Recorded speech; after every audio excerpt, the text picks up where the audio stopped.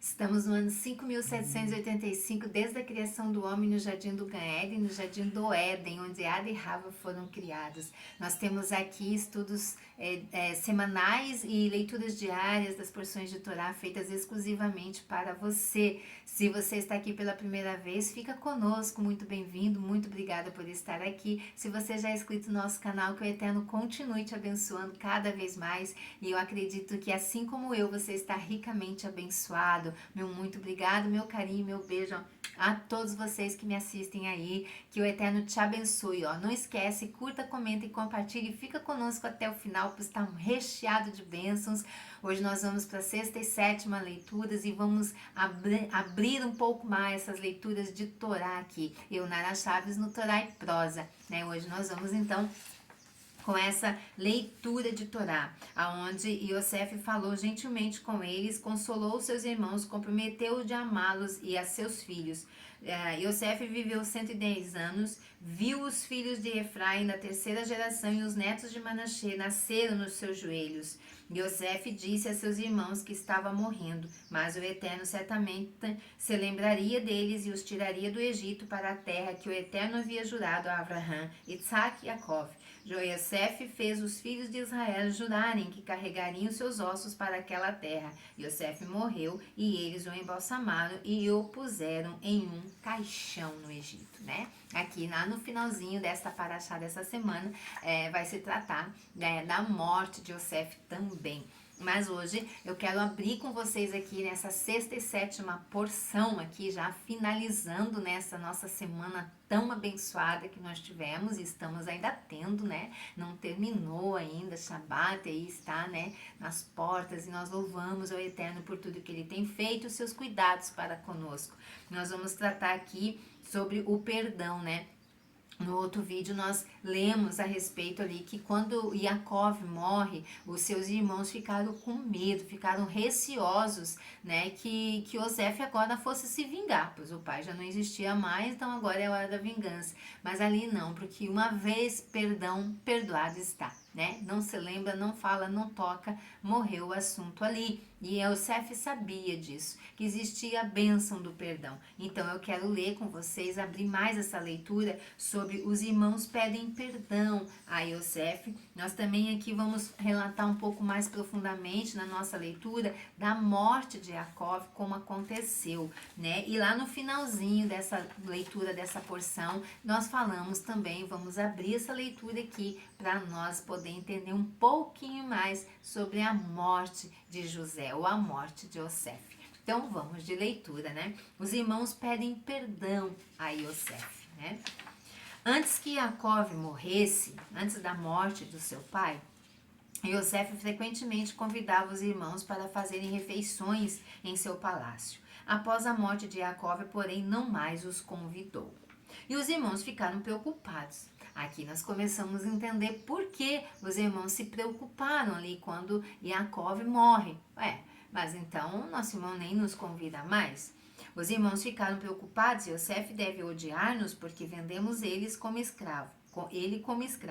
Enquanto nosso pai estava vivo, ele nada demonstrou para não causar-lhe sofrimento, mas agora não quer mais convidar-nos. Os irmãos enviaram um mensageiro para dizer a Yosef: por favor, perdoe-nos por ter nos feito mal a você. Então os próprios irmãos o procuraram e curvaram-se perante Yosef, pedindo-lhe perdão.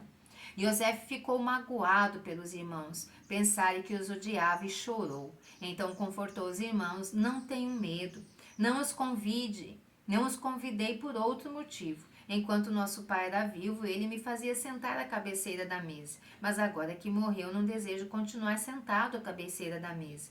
Reuven é mais velho que eu, e Judá é o rei. A cabeceira pertence a um dos dois. Por outro lado, não posso sentar-me ao pé da mesa, porque sou o governante do Egito. Mas não sei de que forma proceder.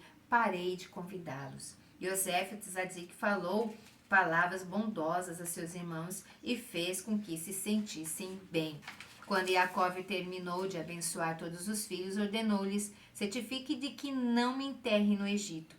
Leve-me de volta a Eretz Israel, a gruta de Marquipela. Jacó faleceu aos 147 anos. Foi planteado não apenas pelos filhos, mas também todos os habitantes do Egito participaram do luto que Jacó, porque em consequência de suas bênçãos, o Nilo evoluiu-se novamente e transbordou, irrigando a terra a ponto de a fome, assim que Jacó morreu, essa bênção cessou e a fome atacou novamente. Quando Yosef e os irmãos partiram para Canaã na procissão do funeral, o faraó promulgou um edito solicitando a todos os eruditos que acompanhassem Jacó. Então aqui nós vimos a grande bênção, né, que é a bênção do perdão. Então os irmãos tinham muita preocupação, né? Eles ficaram o peso da culpa, eles carregavam ali o peso da culpa do que fizeram a seu irmão Yosef. Mas Yosef tinha um bom coração, pois ele era justo, era um tzadik, né? E o tzadik, ele compreende, ele consegue perdoar. Então essa é a lição para nós, e nós vamos continuar aqui ainda abrindo essa leitura dessa sexta e sétima porção. Yaakov adoece e falece, né? Como foi que isso aconteceu? Até a época de Jacó, as pessoas estavam bem, e então, quando chegava a hora de seu falecimento, morriam subitamente. Ao final da vida, a pessoa expirava, uma vez que com este expiro, a alma deixava o corpo. Por isso, quando alguém expira, é costume desejar-lhe saúde. Mas nos lembrar que certa vez, há muito tempo, o espirro era fatal, e agora, graças a Elohim, não é mais. Jacó rezou a Elohim: se uma pessoa morre subitamente, não tem tempo de abençoar os filhos e dar instruções nem resolver os seus assuntos. Por favor, Elohim, permita que haja um tempo preparatório de doença antes da morte, para que seja possível cuidar da minha família e fazer todos os arranjos necessários. O Eterno aceitou a prece de Jacó quando este ficou doente, sabia que estava na hora de abençoar os filhos e dar-lhes os últimos ensinamentos. Todos os nossos patriarcas formularam pedidos semelhantes ao Eterno. Antes da época de Abraham, todas as pessoas tinham aparência jovem até falecerem. Abraham pediu a Elohim que lhe conferisse sinais de idade, argumentando: seu pai e filho têm a mesma aparência com as pessoas. Como as pessoas saberão qual honrar ao adentrarem juntos a um recinto? Sabe assim, aquela mãe, aquela filha que parece quase a mesma idade? Ou aquele pai, aquele filho parece quase a mesma idade? Lembra? Então é aí disso que se trata aqui na história de Abraham ao vinho. Se o pai e o filho têm a mesma aparência, como as pessoas saberão qual honrar ao adentrarem juntos a um recinto? Destaque um homem idoso através de sinais como cabelos brancos, né, os sinais da idade, sinais faciais da idade, sinais dos seus cabelos. Então as pessoas saberão a quem respeitar. O Eterno respondeu-lhe: você pediu algo bom, por isso eu começarei com você. Então Abraham começou a parecer-se com um idoso, e depois dele toda a humanidade começou a apresentar sinais externos da idade. Antes de Isaac, ninguém jamais sentira dor. Veio então Isaac e pediu dor e sofrimento. Disse Elohim: se alguém morrer sem a vivência da dor, lhe será aplicado todo o rigor do julgamento celestial. Dores neste mundo o pouparão da punição do mundo vindouro. O Eterno respondeu: você pediu algo bom, começarei por você. Em seguida, Isaac ficou cego. Jacó pediu por doenças antes da morte. O Eterno lhe disse: você pediu algo bom, começarei com você. Consequentemente, Jacó tornou-se o primeiro homem a adoecer antes de falecer. Antes da época do rei Shirquiarro, ninguém se recuperava de uma doença fatal. Risquiarro rezou ao Elohim: se um homem permanecer saudável até sua morte, esquecerá de fazer techuvá. Mas se alguém ficar gravemente enfermo, fará techuvá, na esperança de recuperar-se. O Eterno disse: você pediu algo bom, começarei com você. Risquiarro ficou gravemente doente, mas ele se recuperou. Então, o Midrash é um surpreendente guia para nossos dias e época. Se pudéssemos formular o desejo a Elohim, qual seria o teu desejo? Qual seria o teu desejo se você fosse pedir ao Eterno Criador um sinal aí? Certamente expressaríamos nosso desejo de juventude eterna, saúde, felicidade e assim por diante. O Midrash nos conta que os patriarcas pediram justamente o contrário, pediram para parecerem velhos, para terem dor e sofrimento. Por que reagiriam de maneira diferente? A resposta é que atribuímos grande importância ao bem-estar neste mundo. Nossos patriarcas, contudo, estavam sempre cônscios de que o objetivo da existência é um mundo vindouro. Portanto, pediram o que quer que promovesse o bem-estar espiritual e rejeitaram tudo que pudesse ser obstáculo ao bem-estar da alma. O pedido de Jacó. Após muito tempo de dificuldades, Jacó passou os seus últimos anos no Egito, em paz e felicidade, imperturbáveis. Viu Yosef soberano e todos os filhos sem exceção. Tzadikim seguindo o seu legado. A Torá define seus últimos 17 anos como anos de vida, pois o Espírito Divino pairava sobre Jacó. Elohim compensou desta forma pelos 22 anos que passara enlutado por Yosef. A Jacó aplica-se o dito: tudo está bem se termina bem. Jacó vivia com os filhos e netos no Egito, numa localidade chamada Gojen. Somente seu filho Yosef vivia na capital, porque era governante. Aos poucos envelheceu e ficou mais fraco, até sentir que a morte se aproximava. Jacó então pediu a Yosef que fosse visitá-lo. Disse a Yosef: quero que me faça uma promessa. Após a minha morte, certifique-se de que eu não seja enterrado aqui no Egito. Leve meu corpo para Eretz Israel, a terra santa, e sepulte-me na gruta de Macpela, onde estão os meus pais, Avraham e Isaac. Jacó ordenou isto a Yosef e, em vez de fazê-lo a qualquer dos outros filhos, porque sabia que não possuíam poder para realizar o seu desejo. Apenas Yosef, o governador, poderia obter permissão do faraó para deixar o Egito, a fim de levar os restos mortais de seu pai a Eretz Israel. Jacó fez Yosef jurar que faria isto por ele, e Yosef jurou. Jacó ficou feliz, virou-se para a presença divina que pairava sobre sua cama, uma vez que a divindade estava presente sobre a cama de um enfermo. Curvou-se agradecendo a Elohim por o seu desejo concedido. Olha que maravilha e que bênção. O Midrash explica porque Jacó pediu para não ser sepultado no Egito, mas apenas em Eretz Israel. Jacó tinha várias razões pelas quais não queria ser enterrado no Egito. Com o seu dom profético, previu que um dia o Eterno enviaria 10 pragas sobre o Egito, e uma delas seria a praga dos piolhos. Os piolhos cobririam a terra do Egito, e Jacó não queria que seu corpo fosse coberto com piolhos.